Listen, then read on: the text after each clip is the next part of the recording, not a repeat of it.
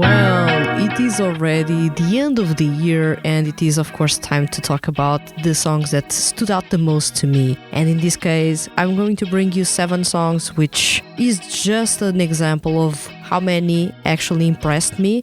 This is not a definitive list because I will be sharing the list of the best songs for me in 2025, but you will get a gist of what I enjoyed the most this year based on, of course, what I heard. So let's kick off this episode of SEIYUU Lounge.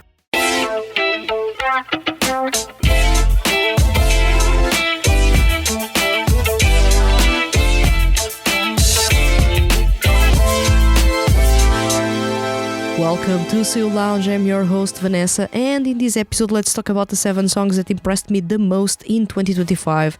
And of course, like I said, this is not an exhaustive list by no means, because I have over 60 songs that I enjoyed a lot this year. Well, at the moment I'm listening to a couple of songs in the background as I record. Of course, you are not listening to those because otherwise this recording would be a mess, but I have an awesome list here, and let's start with the songs that stood out the most to me. I'm improvising once again, so this is going to be interesting. So let me grab a pen and paper so that I remember at least the songs that I talked about. Well, we start this section by talking about Makoto Furukawa's Usotogekko. This is easily my song of the year, period. So sexy, incredibly smooth. This is a song that is tailored to Makoto Furukawa's voice and the skills that he has, because as soon as you listen to this song, how seductive yet emotionally sounds like. There's a longing, a yearning in his voice. That's pure romance in this song, and I really enjoy this a whole lot, which is something that is rare in his repertoire, to find a song like this, because usually it's kind of playful.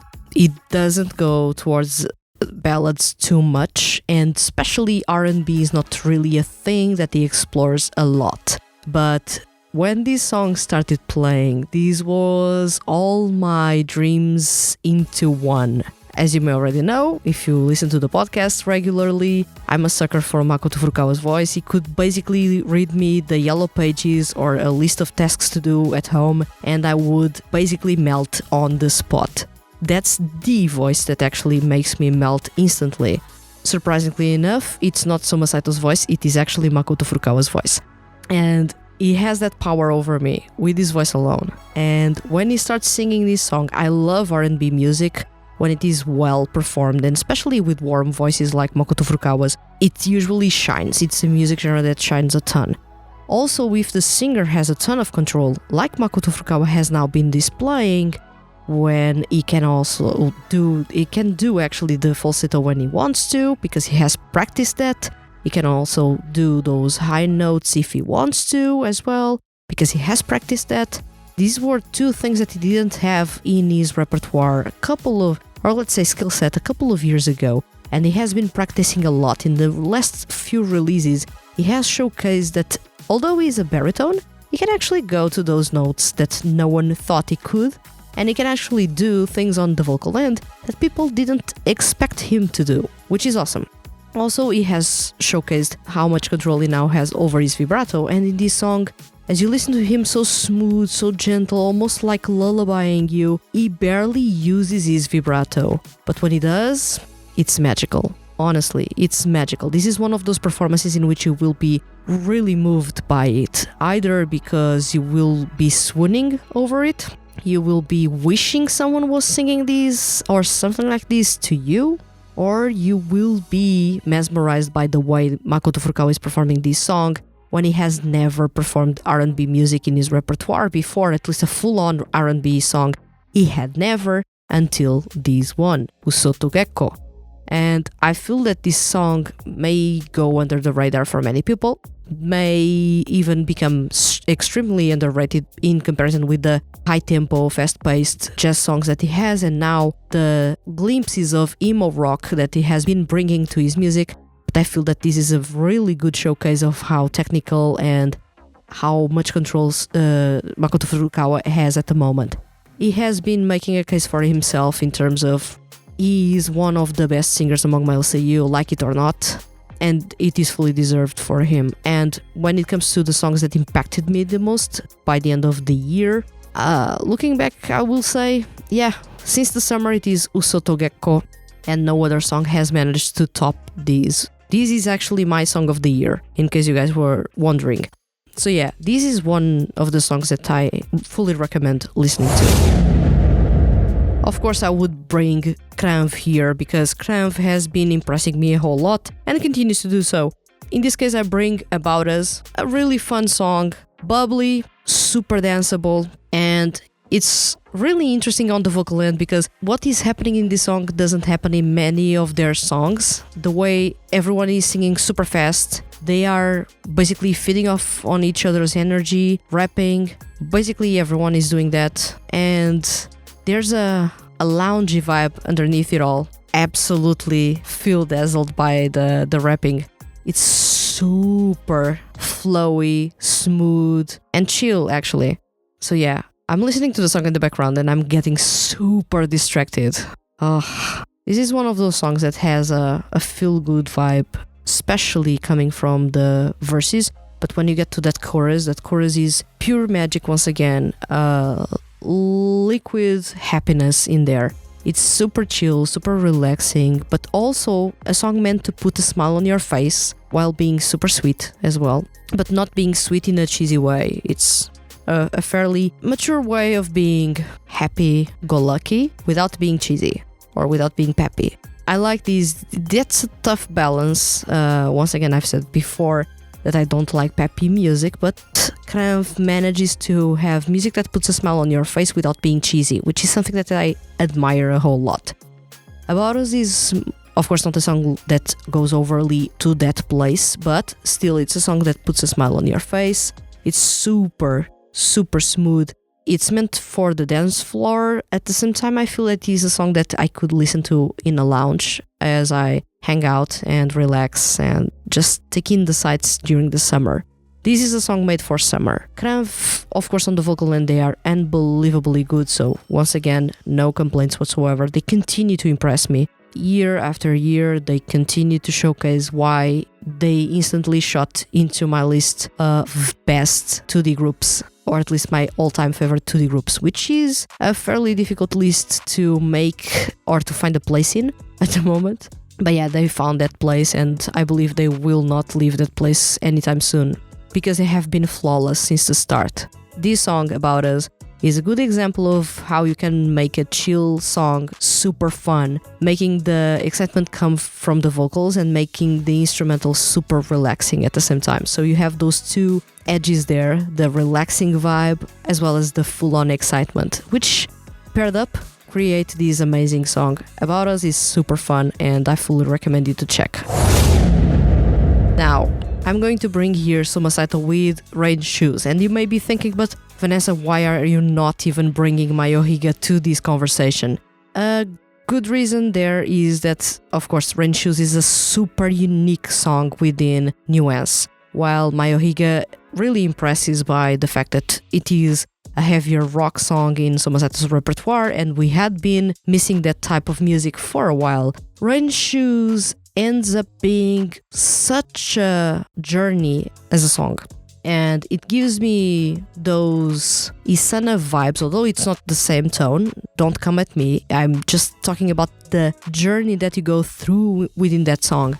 It has glimpses of the journey that you go through with, or at least it has the same feeling or a similar feeling to the journey that you go through with Carpool or with Isana or with Palette. It is a song that is a lot of layers, and wow, what an instrumental it is.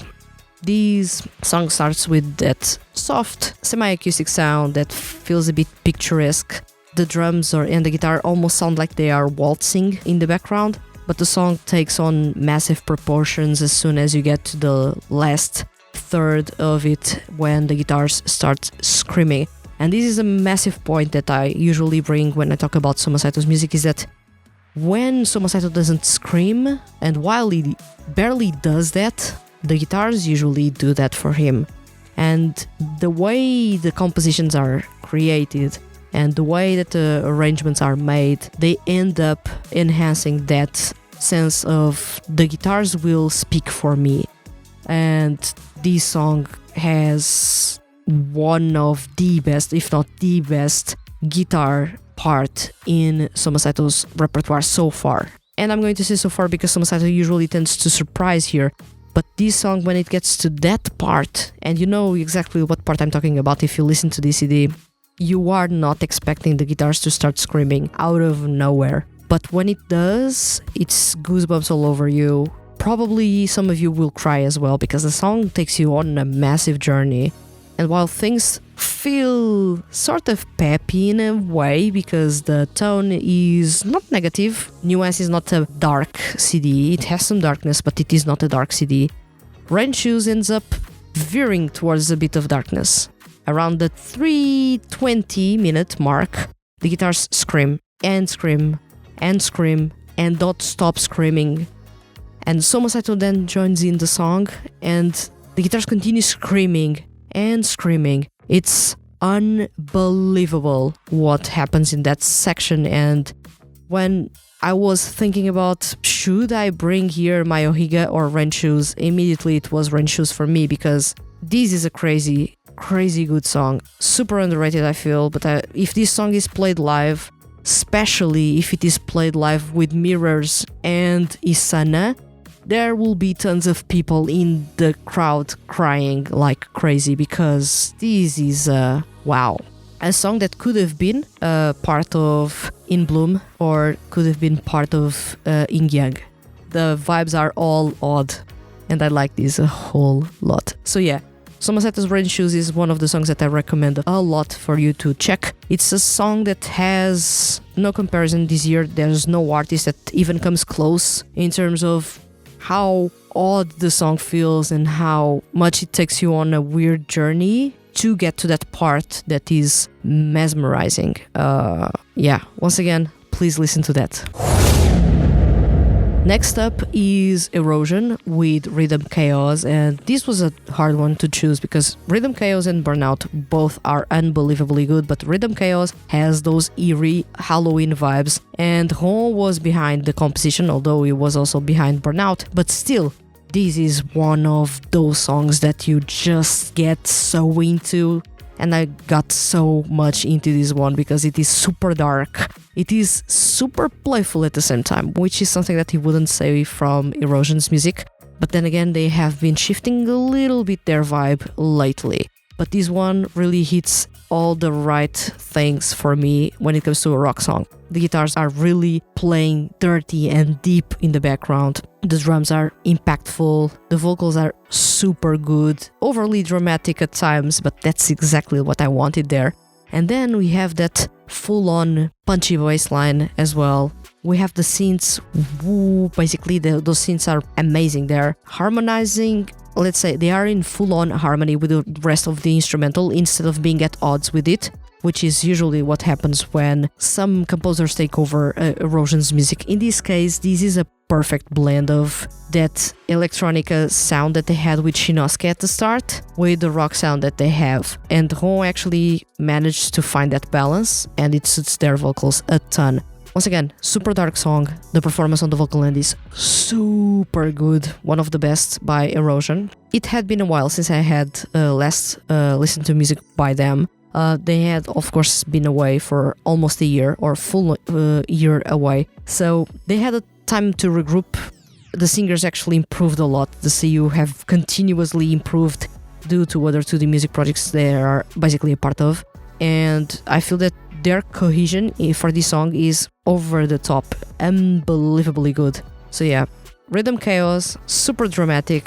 I would say this is a song that must be on your list of Halloween themed songs because this is super gothic in its vibes, but at the same time normal, let's say, or a trademark reject rock song. So yeah, awesome, super awesome, and I believe that you will have a ton of fun listening to this one because not only it will cater to fans of rock music but also fans that like a bit of fusion between rock music and dance music, because this song has a full-on shake it section, which you will say doesn't make much sense within the song, but believe me, it makes sense.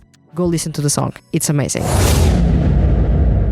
Well, the new generation of Versus Ambivalence members is close to arrive, but this year we got 3 CD releases by the new generation of Versus Ambivalence members that will form a new 5-member group. Actually, it is 5. And within the CDs that were released, there is a song that actually stood out the most to me. It is Gold Rush. And this is a breakbeat style of hip-hop tune with 90s vibes, brass at the top, awesome beat, and it is Shunsuke Takeuchi on the vocals rapping, and this song is unbelievably good. This is one of the songs that when I was reviewing, I instantly stopped paying attention to the rest of the CD and simply had this on repeat. Gold Rush was amazing, and Shunsuke Takeuchi has an amazing flow. This song goes as far as having not only the rap parts but also the R&B style of singing parts, in which basically Shunsuke Takeuchi showcases once again why he is one of the most versatile singers among male seiyuu. He can do basically anything. You've heard him in Aopella with Vedlip. He's unbelievably good. Then you hear him here, and you hear him as well with Quell. And no matter the 2D music project that you find him, is unbelievably good. When you go to Gold Rush, which is a song featuring his 2 characters currently in the Versus Ambivalence franchise, please notice that I'm recording these in December, so there's still yet to be announced the final group out of this new generation of characters. Gold Rush is unbelievably good. He is doing everything on the vocal length, which is insane. He's rapping super fast in 2 different voice tones. He's also singing in 2 different voice tones. And then when everything is basically mixed, it's clear that there are 2 completely different characters because he doesn't sound like himself in either of them, which is really awesome. This is one of the most entertaining and fun rap songs that I've heard, at least coming from a 2D music project. In this case, Shunsuke Takeuchi completely hit the mark for me. It's one of those performances that you will use as a showcase or an entry point for other people, saying, well, this project is amazing, just listen to this song. And this song is also a testament to how varied the Versus Ambivalence franchise is in terms of music genres. We have rap here, which is not something that we have full on with hip-hop song. We don't have hip-hop songs per se in the franchise. We do have rappers within the groups. But having a full-on hip-hop song with a full-on rap performance was unbelievably good to find, and another showcase that this franchise doesn't have any barriers in terms of what they can explore or what they will explore. They just focus on delivering quality, and what they delivered with Gold Rush, it is a massive quality for you to explore. So there's another one for you. Well, since I like my songs really chill and relaxing, I'm going to bring here Sir Vanity with Home. This song is in the style of Soma Saito or Maroon 5 early in the day, back in the day, in the Sunday morning days. And it is super loungy, relaxing. It has a sort of a jazz undertone to itself, and it's all about the vocals basically. It is almost like a semi-acoustic song. And one thing that I feel that Sir Vanity were lacking up until then were basically songs in which their vocals were front and center and the rest of the instrumentals were not taking much of the spotlight. And as we know, with Sir Vanity, usually the bass takes a lot of the spotlight in their music, thanks to Satoru Kuwabara. I'm not complaining, I love the bass line for almost all the songs in Sir Vanity. But sometimes I feel that it takes a lot of the spotlight that should have been in the vocals. So in Home, things change around a little bit and the focus is on the vocals. And we have Yoshiki Nakajima and Yuichiro Umehara, who are basically 2 amazing singers, and they have been feeding off each other's energy and skills to become even better singers. Especially Yuichiro Umehara has been learning and improving a ton in the past couple of years, being part of Sir Vanity and being around Yoshiki Nakajima, who is one of the most versatile singers and a vocal chameleon as well. He has been learning a lot from him, which is really awesome. In Home, you have really chill vibes. It is a loungy song, a really mellow, down-tempo one, so this is one for you to enjoy, relaxing while you are reading a book or just hanging out with someone and you don't want really intense music in the background that will distract you, this is the type of song that you will put and let it play in the background. It is super sweet, super gentle, and really the kind of song that you would say it is a feel-good song, because it is by the end of it all. Well, another song, and this one arrives and I need to mention it because first of all it is Anthos with Wilting, then Anthos is actually bidding goodbye to us, so it is bittersweet, so I wanted to include them as well here because they are one of my all-time favorite 2D groups, and once again the curse continues. Every time I like a group, the group disappears pretty fast. But yeah, Wilting is a beautiful song. Bittersweet, so that's another thing that you need to take into account. But it has one of the most impressive vocal parts I've ever heard from Anthos. The build up to the chorus, and the chorus itself in cannons, having the main vocals leading the way and the supporting vocals singing something completely different at the same time, almost like it is super reminiscent of 90s pop music, having a background choir or backing vocal that is basically performing something completely different from what is being performed at the top.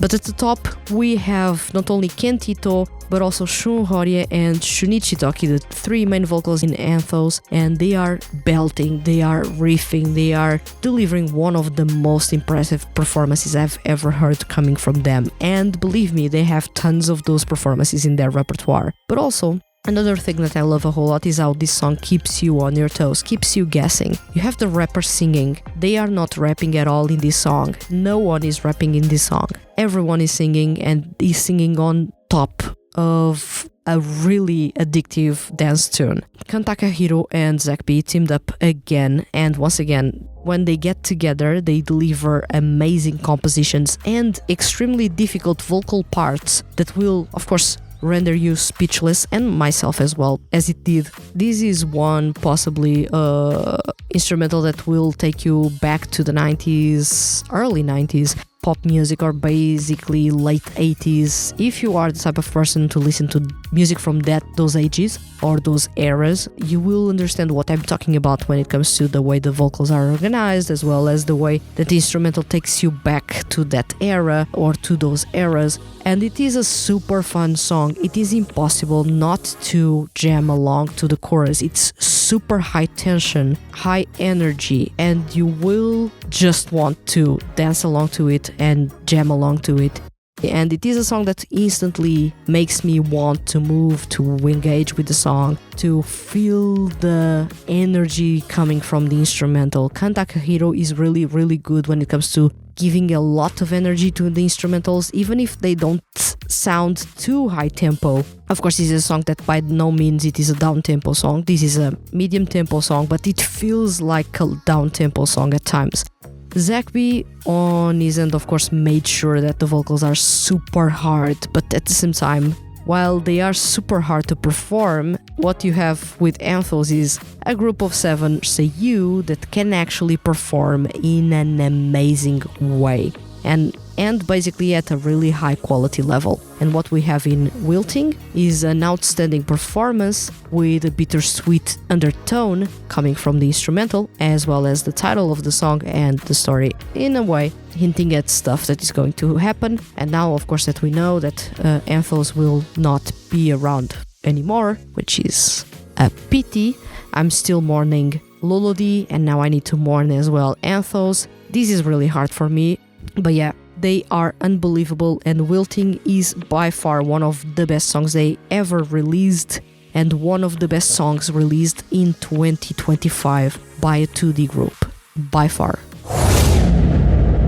Well, I was not supposed to bring these here because this was supposed to be 7 songs, but I'm not going to talk about 7 songs and not bring Trigger with SOL, Speed of Light. This song is unbelievably good. Sorry, but I had to bring this one. While I'm not the biggest fan of full-on EDM music, Trigger usually tickles that for me in the right way. And Speed of Light is an amazing song. It is a perfect blend of EDM with R&B music, because it is an R&B tune with that new disco style, almost loungy EDM underneath. And on the vocal end, oh, Trigger has improved a lot, and now that Takuya Sato can actually perform high notes and falsetto, this group has become even more dangerous. Now everyone can do that. Now everyone can harmonize perfectly. And while they were the most cohesive group that, in my opinion, among 2D groups, they now have solidified that with this improvement by Takuya Sato. And when you listen to Speed of Light, a really fun dance tune, a down-tempo one, you will find that. At the same time, this is a song that is made for the summer. This is a song in which Takuya Sato is actually leading the way on the vocal end. He has most of the important parts within the song on his side, and he will be using his falsetto a lot, so prepare yourself. It sounds super smooth, super smooth.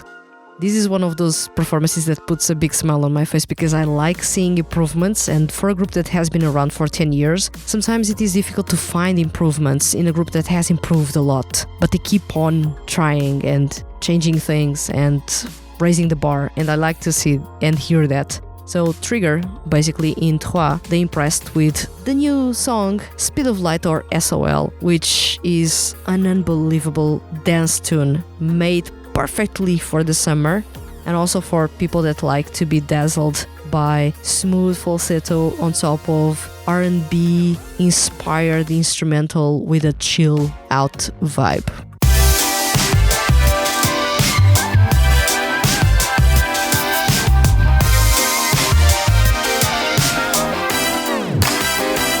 Well, these were all the songs that I had to bring for this episode, and I went over the 7 songs that I had established for myself, but as I was looking at the list that I had, I couldn't let some songs go under the radar, and SOL was an example of that because it is amazing. But yeah, overall I feel that this list encompasses really well the various shades and moods of this year. We had the sexy, gentle, almost yearning vibe with Makoto Furukawa. We had a really chill, fun vibe with Cranv. We had a really intense roller coaster of emotions with Rain Shoes by Soma Saito. We have a dark, gritty, sometimes even gothic vibe with Erosion and Rhythm Chaos. And then we have the old school vibes that are really fun and carefree in Gold Rush by Versus Ambivalence. And then we have the chill out, relaxing, cozy vibes of Home by Servanity. We have the bittersweetness of Wilting by Anthos, and the stylish, incredibly sexy and summery Trigger with SOL. So I feel that this is a good list in my opinion. I made it as we talked, which is kind of interesting. I usually come to these episodes with lists really ready for you to dive into, but this time around I improvised, and I feel that the list actually became a really interesting one. I would love to know which songs stood out the most to you this year and why. Which songs would you recommend everyone to check, especially if you feel they are underrated? So leave those in the comments because I want to dive into those, especially if I haven't reviewed them so far. If you enjoyed this episode, of course, leave a thumbs up if you are on YouTube. Subscribe to the podcast in whichever platform you are. It helps a ton with visibility and bringing more people to enjoy the content that is here, to find male SEIYUU artists and 2D groups and get into this awesome thing that we love, which is 2D music and male SEIYUU music. So I believe it is all from me in this episode.